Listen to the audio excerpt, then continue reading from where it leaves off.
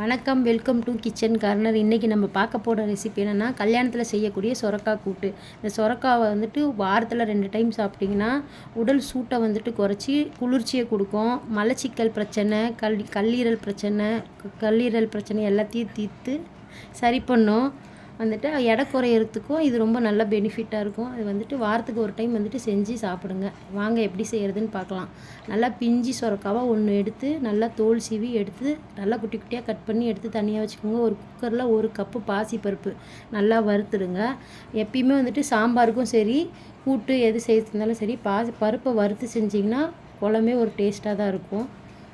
வறுத்துட்டு அதே கப்பில் தண்ணி ஊற்றி கொஞ்சமாக ஜீரகம் போட்டு ஒரு 4-5 பல் பூண்டு போட்டு வச்சுருங்க. வச்சுட்டு பருப்பு வேகணும். வேகிறதுக்கு முன்னாடி நம்ம காயம் கட் பண்ணி வச்சுருக்குறோம்ல, அதையும் அதிலே போட்டு பருப்பு சொரக்காய் ரெண்டுமே ஒன்றா போட்டு கரெக்டாக 2 விசில் விட்டு அதை நம்ம தனியாக எடுத்து வச்சிடணும். குக்கர் போட்டு மூடி 2 விசில் விட்டு தனியாக எடுத்து வச்சிடணும்.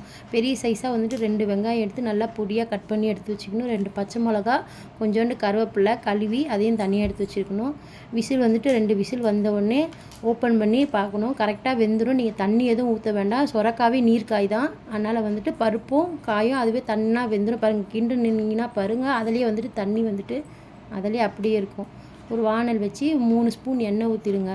எண்ணெய் ஊற்றி கடுகு போட்டு கடலைப்பருப்பு, உளுத்தம்பருப்பு, ஜீரகம் இதுலேயும் கொஞ்சம் போடணும். ஜீரகம் நிறைய சேர்த்துக்கிட்டிங்கன்னா கூட்டு நல்லாயிருக்கும். அதனால் ஜீரகமும் கொஞ்சம் போட்டுக்கோங்க. பெருங்காயம் கொஞ்சம் போடணும். எப்பயுமே பருப்பு சாம்பார், பருப்பு ஐட்டம் எது செய்து இருந்தாலும் கொஞ்சமாக ஜீரகம் போட்டு செஞ்சால் ரொம்ப நல்லாயிருக்கும்.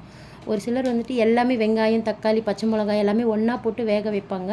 நான் எப்பயுமே இப்படி செய்ய மாட்டேன். கொஞ்சம் வணக்கிட்டு செஞ்சோம்னா அது தனி டேஸ்ட்டாக இருக்கும். இது ஒரு சொரக்காய் எடுத்திங்கன்னா ஒரு 10லேருந்து 20 பேர் கூட சாப்பிட்லாம். ஒரு கரண்டி வச்சு இதே நிறைய வரும். அதனால் நம்ம இப்படி வணக்கி விட்டு செய்கிறோம். வெங்காயமும் ரொம்ப வணங்கக்கூடாது. பொரியலுக்கு கூட்டுக்கலாம் சும்மா கொஞ்சம் வணங்கணுன்னா வெங்காயம் வணங்கிறதுக்கு கொஞ்சமாக நம்ம உப்பு போட்டு ஒரு தக்காளி போட்டு நல்லா வணக்கணும். வணக்கி விட்டுட்டு ரொம்ப குழண்டெல்லாம் வேண்டாம். சும்மா ஒரு வணக்கிட்டு அப்புறம் 1 ஸ்பூன் சாம்பார் பொடி போட்டால் போதும். மிளகாத்தூள்லாம் எதுவுமே வேண்டாம். அதுக்கு தான் நம்ம 2 பச்சை மிளகா போட்டிருக்கோம்.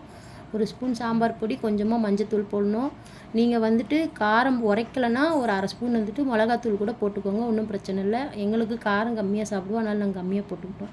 வேக வச்ச சொரக்காய் கூட்டு நம்ம வேக வச்சுருந்தோம்ல, அதை அப்படியே அதில் கொட்டணும். கொட்டி நல்லா கலரி விடணும். சாம்பார் பொடி ஸ்மெல்லு வராமல் இருக்கிற மாதிரி கலரி விட்டுட்டு கொத்தமல்லி தழை போட்டு ஒரு கைப்பிடி அளவுக்கு தேங்காய் திருவல் கொட்டி நல்லா கிண்டி விட்டுட்டு இறங்கினா சொரக்காய் கூட்டு ரெடி ஆகிடும். நீங்கள் இதை வாரத்தில் ஒரு நாள் சாப்பிட்டோன்னா வெயிட் குறையும். மலச்சிக்கல் பிரச்சனை எல்லா பிரச்சனையும் தீரும். பிசிஓடி ப்ராப்ளமும் சரியாகும், வெயிட்டும் குறையும். வாங்க சாப்பிடலாம்.